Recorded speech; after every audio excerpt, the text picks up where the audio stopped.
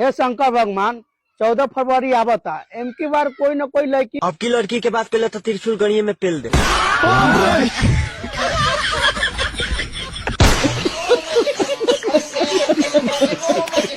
भाई तू वहाँ चलेगा? हाँ। कहाँ चलेगा? पैसे पैसे हैं तेरे पास? पैसे हैं तेरे पास? पैसे ना हुआ तो जाने का बोला मत कर।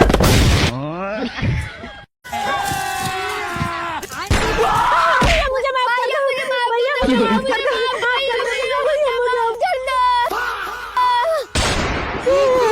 बाजी बाजी चुप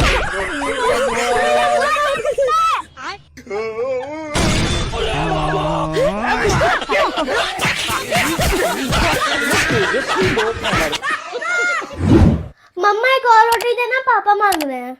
ये लो। और सुनो ना, हाँ पापा से पूछना कि सब्जी कैसा बना है। अरे यार मामा पापा शांति से खाना खा रहे तो खाने दो ना, क्यों लड़ाई का बहाना ढूंढ रही हो।